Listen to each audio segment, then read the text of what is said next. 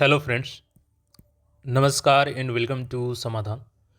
साथियों, उम्मीद है कि आप सब अच्छे होंगे और साथ ही साथ आपकी स्टडी भी अच्छे से चल रही होगी। बीपीएससी बिहार लोक सेवा आयोग 935 पदों पर एईडीओ असिस्टेंट एजुकेशन डेवलपमेंट ऑफिसर के लिए, जो कि लेवल 5 का जॉब है, आवेदन लिया गया था पूर्व में और इसकी एग्ज़ाम डेट भी अभी अनाउंस कर दी गई है, जो कि मैंने ऑलरेडी अभी बता रखा है। तो उस वीडियो को नहीं देखे हैं तो जाके देख लीजिए। एक और चीज़ इसमें यह है कि कई सारे छात्रों का डिमांड था काफ़ी दिनों से, क्योंकि छात्र 2 फेज़ में थे। एक छात्र तो वो थे जो फॉर्म भर चुके थे, वो इंतज़ार में थे कि एग्ज़ाम डेट कब आएगा। दूसरे छात्र जो फॉर्म नहीं भर पाए थे, अब वो क्या कारण था वो खुद जानते होंगे। उनका डिमांड था कि एग्ज़ाम डेट फिर से फॉर्म का डेट फिर से शुरू होनी चाहिए, रीओपन होनी चाहिए फॉर्म। तो फाइनली उनके लिए खुशखबरी है, जो चाह रहे थे कि फिर से फॉर्म आ जाए। तो यहाँ पे आपको मौका है 935 पदों पर आवेदन करने के लिए और ऑब्जेक्टिव परीक्षा देकर के अधिकारी बनने का मौका। तो इसके लिए योग्यता, चयन प्रक्रिया, सिलेबस, उम्र सीमा क्या होगी, सारी चीज़ों को हम लोग डिटेल्स में देख लेते हैं। देखिए, यहाँ पे जो पहले से फॉर्म भर चुके हैं उनके लिए तो ये अच्छी खबर नहीं है, क्योंकि वो सोचेंगे कि अब यहाँ पे आवेदन अधिक संख्या में आएगा। लेकिन जिनका आवेदन नहीं हुआ था उनके लिए तो अच्छी न्यूज़ है। चलिए, अब जो बीपीएससी का फैसला है उसमें क्या कोई कर सकता है, इसके बारे में डिटेल्स में देख लेते हैं हम लोग। सबसे पहले सीटों की संख्या देख लीजिए। 935 टोटल पद हैं और 935 टोटल पद में 319 जो है वो महिलाओं के लिए, 35% जो रिजर्वेशन है उसमें 36 दिया गया है। अनारक्षित वर्ग के यहाँ पे देखिएगा तो सीटों की संख्या इनकी कितनी है, तो 374 है, 374 है, जिसमें से महिला का इसमें से 131 माइनस हो जाएगा। ईडब्ल्यूएस का देखिएगा आर्थिक रूप से कमजोर वर्ग का तो 93 है और महिला के यहाँ पे 33 है। अनुसूचित जाति का देखिएगा, एससी का, शेड्यूल कास्ट का 150, महिला का 53 है। एसटी का यहाँ पे 10 है, महिला का 4 है। ईबीसी का यहाँ पे 168 है और महिला का 59 है। पिछड़ा वर्ग बीसी का यानी BC2 का 112 है, महिला का 39 है और पिछड़ा वर्ग की महिलाओं के यहाँ पे 28 है, 28 है। टोटल 935 पदों में बात करें तो 319 महिला के लिए है। अब यहाँ पे बात कर लें एज लिमिट, हर चीज़ कब से कब काउंट होगा। तो वेतनमान आपका लेवल 5 है, 29,200 बेसिक सैलरी है इसमें आपकी। शैक्षिक योग्यता क्या है, किसी भी मान्यता प्राप्त विश्वविद्यालय से स्नातक या समकक्ष। तो आप या तो ग्रेजुएट होनी चाहिए किसी भी स्ट्रीम से या इसके इक्विवेलेंट भी, यानी कि कोई भी बैचलर डिग्री वाले इस फॉर्म के लिए एलिजिबल हैं, चाहे वो किसी भी डिग्री को लिए हों, टेक्निकल चाहे सिंपल डिग्री लिए हों। एज लिमिट यहाँ पे देख लीजिएगा, तो आपका एज लिमिट 1 अगस्त 2025 से ही काउंट होगा। भले ही फॉर्म अभी रीओपन हो रहा है, लेकिन एज लिमिट कब से होगा आपका, तो 1 अगस्त 2025 को आपका न्यूनतम कितना होनी चाहिए, 21 वर्ष होनी चाहिए सभी कैटेगरी के लिए। और अधिकतम अगर आप अनारक्षित वर्ग के पुरुष हैं, जनरल कास्ट, तो 37 साल आपका एज होनी चाहिए। पिछड़ा वर्ग, अत्यंत पिछड़ा वर्ग के पुरुष और महिला, साथ ही साथ जनरल कैटेगरी की महिला 40 वर्ष की एज तक आप लोग आवेदन कर पाएंगे। और अनुसूचित जाति, अनुसूचित जनजाति के पुरुष और महिला 42 साल के एज तक ये लोग आवेदन कर पाएंगे। और अपर एज और लोअर एज दोनों के लिए आपका यहाँ पे क्या होगा, 1 अगस्त 2025 ही कट ऑफ डेट है। और ध्यान दीजिएगा, जो सरकारी कर्मचारी हैं बिहार में, उनको केवल बीपीएससी का एग्ज़ाम हो गया तो इसमें केवल 5 अवसर मिलेगा।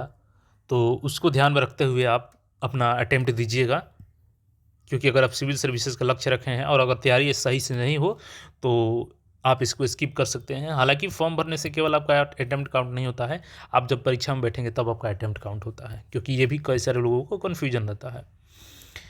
देखिए, चयन की प्रक्रिया हम लोग बात कर ले, इससे पहले आपको बता दें कि डेट कब से कब है। देखिए, 5 दिसंबर से आप लोग पोर्टल ओपन हो जाएगा और 12 दिसंबर तक आप इस पोर्टल पे आवेदन कर पाएंगे। कोई भी अभ्यर्थी जो नहीं भर पाए थे फॉर्म किसी कारण से, वो लोग यहाँ पे आवेदन कर सकते हैं। तो आपका यहाँ पर लगभग 8 दिनों का डेट मिल चुका है, 9 दिनों का, तो इसमें आप लोग आवेदन कर पाएंगे 5 से 12 दिसंबर तक। अब चलिए यहाँ पे परीक्षा का पैटर्न को समझ लीजिए और देखिए, यहाँ पे लिखित परीक्षा के विषय पत्र, परीक्षा की प्रकृति, प्रश्नों की संख्या, परीक्षा की अवधि और कुल अंक निम्नांकित होंगे। जैसे कि मैंने आपको पहले ही बता दिया है कि ये ऑब्जेक्टिव एग्जाम होगा केवल, और there is no mains no interview, यानी कि केवल ये वनडे एग्जाम है और इसी के आधार पर फाइनल आपका मेरिट भी बन जाएगा। देखिए, सबसे पहले सामान्य भाषा की बात करें, इसमें आपका हिंदी रहेगा एंड इंग्लिश रहेगा, और ये आपको मस्टली है क्वालिफाई करना। सामान्य अंग्रेजी के इसमें आपके 30 प्रश्न पूछे जाएंगे और ये सभी के सभी ऑब्जेक्टिव होंगे। हिंदी के 70 प्रश्न पूछे जाएंगे, ये भी ऑब्जेक्टिव होंगे। टोटल 100 प्रश्न होगी हिंदी इंग्लिश मिला करके, जिसमें आपके 30 प्रश्न अंग्रेजी के और 70 प्रश्न हिंदी के।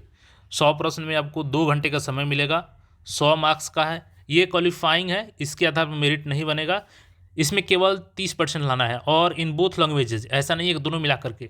यानी कि 30% इंग्लिश का बात करें तो 9 नंबर कम से कम आपको इंग्लिश में लाना ही होगा, 21 नंबर आपको कम से कम हिंदी में लाना ही होगा, तभी आपका अदर पेपर चेक होगा। मान के चलिए इसमें आपने मैक्सिमम स्कोर कर दिया और इसमें आपने किसी एक पेपर में या दोनों में फेल कर गए, यानी कि 9 से कम आ गया या इसमें 21 से कम आ गया, तो फिर आपका ये दोनों का पेपर धरा का धरा रह जाएगा, कोई आपका यहाँ पे आंसर चेक नहीं किया जाएगा।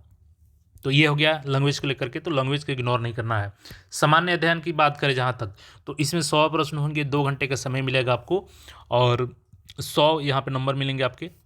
सामान्य योग्यता की बात करें तो जनरल एप्टीट्यूड का रहेगा आपका, इसमें आपके 100 प्रश्न रहेंगे, 2 घंटे का समय मिलेगा, और यहाँ पे 100 मार्क्स का होगा। यानी ये बात करें अगर, तो जनरल एप्टीट्यूड में आपका मैथ्स भी रहेगा और रीजनिंग भी रहेगा। यहाँ पे ध्यान दीजिएगा, प्रत्येक प्रश्न 1 अंक निर्धारित है, यानी सही करेंगे तो 1 मार्क्स मिलेगा, अगर गलत करते हैं तो 1/3 निगेटिव भी है, और ये तीनों निगेटिव तीनों पेपर में है। ठीक है, मैंने पहले भी कंफर्म किया था आपको, सबसे पहले कंफर्म कर दिया था कि ये सामान्य जो लैंग्वेज है इसमें लोग सोच रहे थे कि नेगेटिव नहीं होगा, लेकिन यहाँ भी नेगेटिव है, यहाँ पे भी आपको 1/3 नेगेटिव है, यहाँ भी 1/3 और यहाँ भी 1/3 है। तो गलती करने से भी आपको बचना है, और पेपर को अलग अलग क्वालिफाई करना है हिंदी इंग्लिश को। ये डिटेल्स में सिलेबस है, तो यहाँ पे देख सकते हैं, ये जनरल एप्टीट्यूड का सिलेबस है, जिसमें आपका मैथ्स से भी रहेंगे और रीजनिंग से भी प्रश्न रहेंगे, और ये सामान्य अध्ययन का सिलेबस है। बाकी यहाँ पे आपको 100 रुपये का शुल्क लगेगा, किसी भी कैटेगरी से आप बिलोंग करते हो तो 100 रुपये का ही पेमेंट करना है। फॉर्म भरते समय आपको यहाँ पर लाइव फ़ोटो भी लगेगा, और सबसे पहले आपका OTR करना होगा। अगर OTR कर लिए हैं पहले से तो उसी के माध्यम से आप लोग आवेदन कर पाएंगे। BPSC के वेबसाइट पे आपको 5 दिसंबर से इसका लिंक एक्टिवेट करा दिया जाएगा, और 12 दिसंबर तक कर पाएंगे। ध्यान रखिएगा, फॉर्म में अगर आप आधार नंबर नहीं देते हैं तो आपको एक्स्ट्रा 200 रुपये बायोमेट्रिक चार्ज के रूप में पेमेंट करना होगा, लेकिन अगर आधार नंबर दे देते हैं तो आपको फिर केवल 100 रुपये का ही पेमेंट यहाँ पे करना रहेगा। यहाँ पे इस डेट का ध्यान रखिएगा, 5 दिसंबर से 12 दिसंबर तक आवेदन कर सकते हैं। और शैक्षिक तो हमने बता ही दिया आपको, एज लिमिट बता ही दिया, सिलेबस हमने बता दिया आपको। तो अगर आपकी तैयारी है, आपको लगता है कि इस एग्ज़ाम में आपको अपीयर होना चाहिए, अपने अटेम्प्ट को ध्यान देते हुए जो सरकारी कर्मचारी हैं, तो ज़रूर भरिएगा।